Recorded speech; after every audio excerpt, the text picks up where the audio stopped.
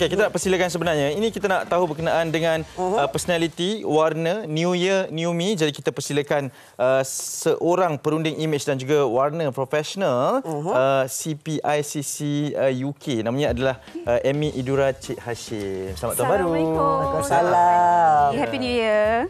Selamat tahun baru. Merah hari ini bersemangat.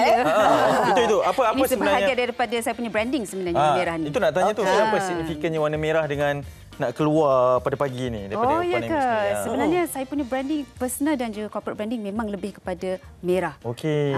Tapi sebenarnya kalau ikut personality saya, sebenarnya kalau di luar, saya jarang sebenarnya mengenakan warna merah ni. Okey. Cuma bila certain situation di mana saya perlu naikkan semangat saya untuk bertemu orang ramai, bertemu dengan klien contoh, saya perlukan warna yang memberikan semangat tu. Kalau warna biru boleh. Tapi biru ni dia lebih corporate, dia lebih tenang. Jadi ada kalanya kalau kita yang jenis introvert, saya ni jenis introvert. Introvert? Okey. Introvert sebenarnya. Tapi kalau nak meyakinkan orang tu agak susah sikit kalau nak pakai warna-warna yang humble. Contohnya warna-warna yang macam warna-warna brown. Dia nak warna membumi orang kata, yang warna tanah.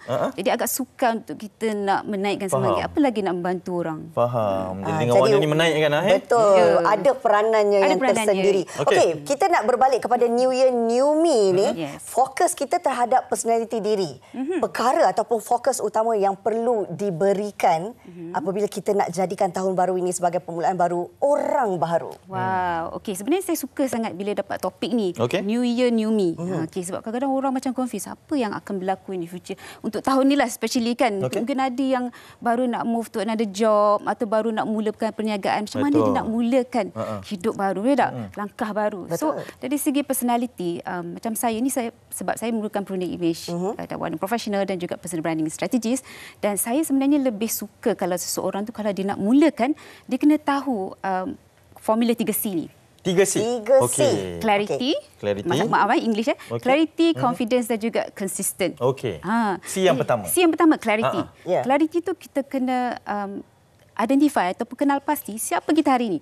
Apakah industri kita, apakah pekerjaan kita, siapakah stakeholders ataupun individu yang kita berjumpa setiap hari, setiap minggu, setiap bulan, setiap tahun. Okey. Dan bagaimana kita nak tampilkan diri kita? Apakah message kita? Sebagai contoh Rina bekerja sebagai host contohnya kan.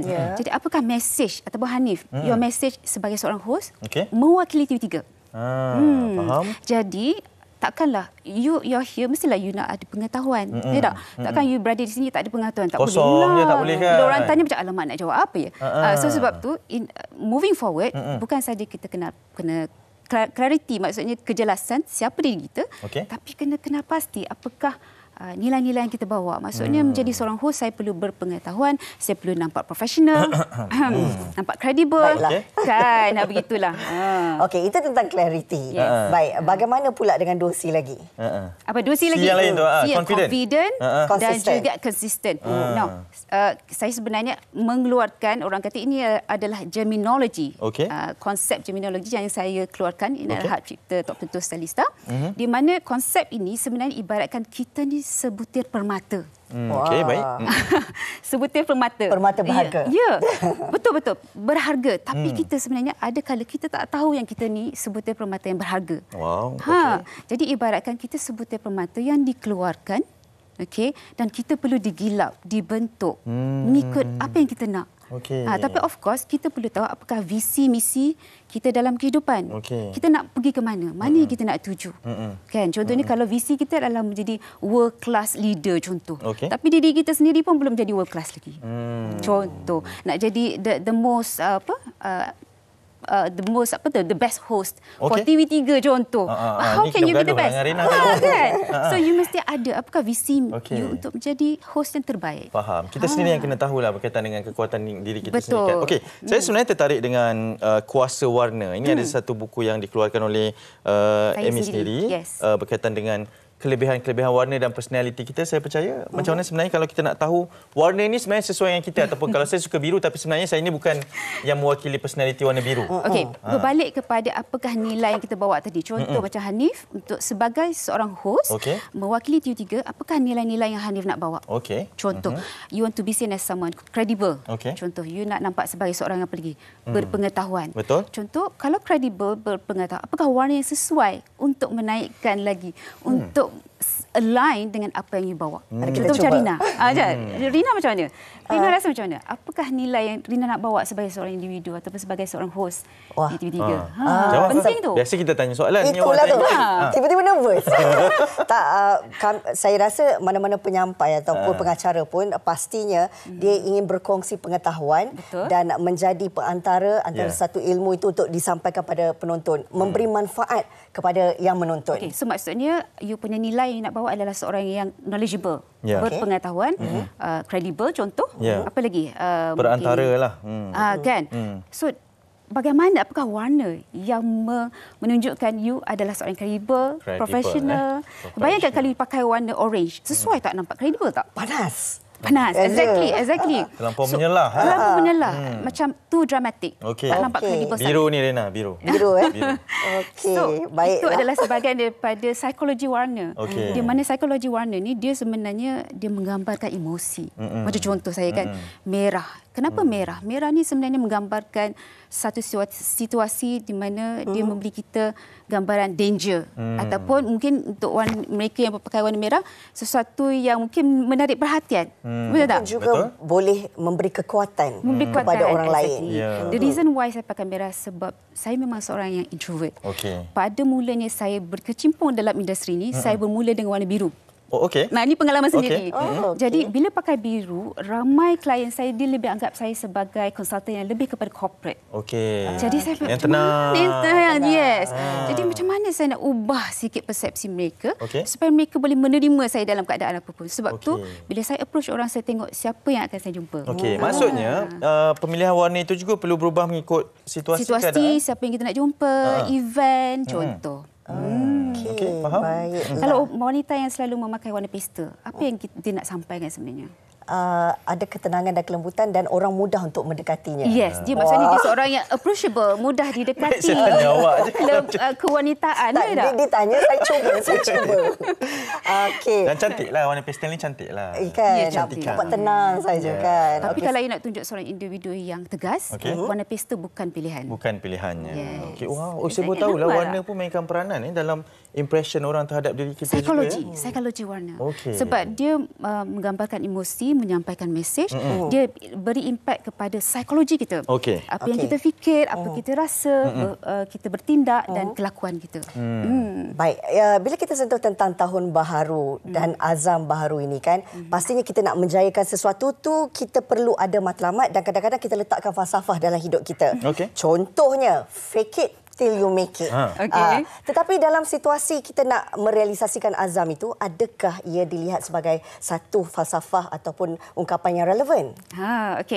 Now, saya sebenarnya dah lama tengok fake it till you make it. Fake it till you make it dah lama kan. Tapi secara peribadi, my personal orang kata pendapat saya peribadilah, jangan sesekali applykan fake it till you make it. Tak boleh? Tak boleh. Kita patut buat apa tahu? Don't fake it till you make it, but just do it till you become it. Buat je. Jangan fake. Sebab bila kita fake, menunjukkan kita seorang individu yang tidak jujur pada diri sendiri. Berpura-pura. Dan itu salah. Walaupun atas tuntutan kejaya ke, kalau kita nak berjaya dengan shortcut ke apa semua ke, itu tak boleh lah. Apa sebenarnya yang kita perlu dari sini ialah kita perlu ilmu. Orang yang fake tu sebab dia tak ada ilmu. Sebab dia tengok orang, orang ni berjaya, nak tirulah. Tapi sebenarnya dia tak tahu kejayaan orang tu memerlukan pengorbanan, memerlukan duit kan. Cost. And then mungkin orang tu mempunyai kemahiran, kepakaran, pengalaman yang berbeza. So dia nak fake juga ikut orang tu. Sedangkan kebolehan dia berbeza-beza. So never fake but learn. Improve yourself. Ya, betul. Itu yang balik kepada credibility tadi tu kan. Kan clarity, credibility, semualah confident. Consistent. Sebab itu kita nak bawa kepada satu lagi persoalan. Sebab ini tahun baharu. Mungkin masih dalam fasa untuk kita plan, kita tengok diri kita ni sebenarnya boleh jadi macam ni. Dan dalam masa yang sama, ini zaman digital, moden, personal branding tu sangat penting. Awak buatlah apa pun, yang penting awak ada personal branding, semua boleh terjual. Itu kita tak boleh nafikan kekuatan zaman sekarang ini. Penting atau tidak personal branding, dan macam mana cara nak dapatkan personal branding yang betul-betul boleh menjadi credibility seperti tadi tu. Now, ingat motto ni, personal branding is not being famous. It is about being selectively famous. Selectively famous. Faham tak? Sebab kita ni no matter how kita nak promote, ada sesetengah kumpulan individu yang somehow tak akan suka pada kita. Betul tak? So, sebab tu personal branding ni bukan kita nak brandkan diri itu untuk semua orang. Ada certain kategori je, certain target market je yang perlu kita fokuskan. Sebab tu macam sebutir permata, tak semua orang suka belian. Betul tak? Tak suka. Tak semua orang, tak semua wanita suka belian. Tak semua. Lena macam tak setuju. Suka ke belian ni? Sukalah kan. Kalau dapat tu sukalah. So, untuk dibentuk sebagai orang kata belian ni, certain kategori je wanita yang akan suka kepada belian. Betul. So, sama juga dengan kita, apa yang kita tawarkan dari segi perkhidmatan, dari segi produk, contohnya kan, ataupun kemahiran, tak semua orang akan accept apa yang kita nak sampaikan. So jangan risau sebab kita cuma fokus kepada kumpulan atau individu yang betul-betul nak daripada kita. So kalau kita ada fikiran macam tu, kita tak akan rasa tertekan. Okey, baiklah. Sambil kita bercerita tahun baru ni, kita juga tak lari daripada membincangkan soal fashion, soal warna dan sebagainya kan.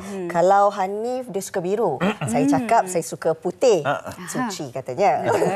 Tetapi untuk tahun 2023 ini, agaknya apakah ramalan warna yang dijangka dapat memberikan satu positiviti dalam kehidupan kita? Tak kiralah untuk kerjaya, untuk kediaman dan apa sahaja, apa warna asas utama yang kita boleh anggap ia sebagai warna pencetus semangat? Okey, so tahun ni Pantone ni merupakan company yang membuat research tentang warna. Setiap tahun ada warna-warna tertentu. Menarik kan? Okey, itulah warna pun dibuat kajian sebegitu. Ya, betul. Macam saya lah, sebab saya pun belajar tentang warna ni 3 tahun. 3 years untuk belajar warna sahaja, modul warna sahaja. Jadi tahun ni menariknya dikatakan warna magenta. Magenta? Ini adalah warna tahun 2023. Baju raya ni. Baju raya? Magenta. Ramailah ni. Okey, kenapa magenta?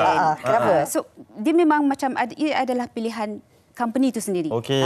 Jadi kalau kita lihat pada skrin, warna-warna magenta ni kita boleh aplikasikan baik pada hiasan dalaman, mungkin untuk mereka yang suka bake, kek ke apa ke, kan, dan juga mungkin untuk industri fashion atau kecantikan ataupun kosmetik. So banyak sebenarnya warna-warna pilihan tahun ini yang boleh diaplikasikan pada setiap industri yang ada. Tapi kalau kita lihat dari segi kekuatan warna magenta ini, apa agaknya kekuatan yang ada untuk melambangkan personaliti diri seseorang? Dia sebenarnya warna yang agak bold, agak terang.